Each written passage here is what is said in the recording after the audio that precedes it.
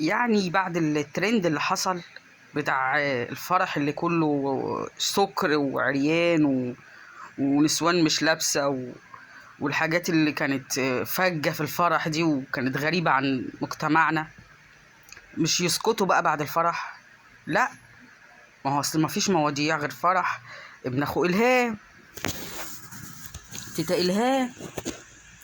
فيروحوا لحد البت اللي هي اللي كانت عاملة زي اللي لابسة فستان اسود دي، اللي كانت عاملة زي القرموط الاسود اللي طالع من المجاري دي، اللي هي بنت اختها.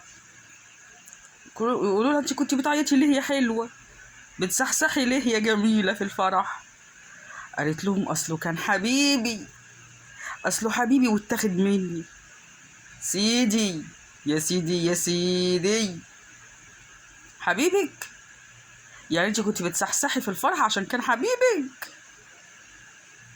وداخله كده على طول كده خبط كده في العروسه كده، نازله كيت فيها كده من اولها كده. طب مش كنت تستني لما تربعن ولا لما تسبع؟ داخله كده من الصباحيه كيت فيها كده وهبد فيها كده وضرب فيها كده. يعني اشتغلتي الكيت بدري بدري كده، اصبري عليها تفرح شويه، لازم تكديها يعني انت كنت بتصحصحي عشان انت بتحبيه بقى، حبيبك هو كان فيه لفلفه بقى وكده يعني. طب ما هو ما خدكيش، خدها هي، تقومي تخبطي فيها؟ طب يعني طب هو ما خدكيش، اكتمي انت بقى، اكتميها بقى. السحسحة دي بقى اللي نزلت، قولي كانت دموع فرح، لازم يعني تقولي اصلي حبيبي وسندي ونور عيني.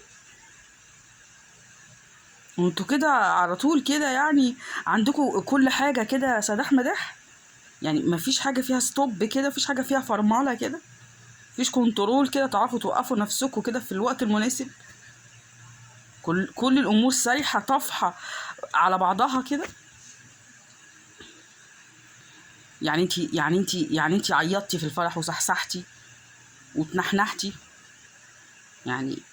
فهم بقى بيسألوكي بقى، انتي كنتي بتصحصحي ليه يا حلوة بفستانك الاسود ده؟ قالت له اصل حبيبي واتاخد مني. يا عيني عكيد، يا عيني عكيد. اما انتي داخله كده في اولها مع مراته، امال هتعملي ايه بعد كده لما الدنيا، لما تاخدوا يعني، لما يبقى فيه بقى ايه معاملات انتي من الواضح انك كياده زي خالتك العلمانيه المتنوره المتحضره، اللي كل مظاهر الدين بتضايقها،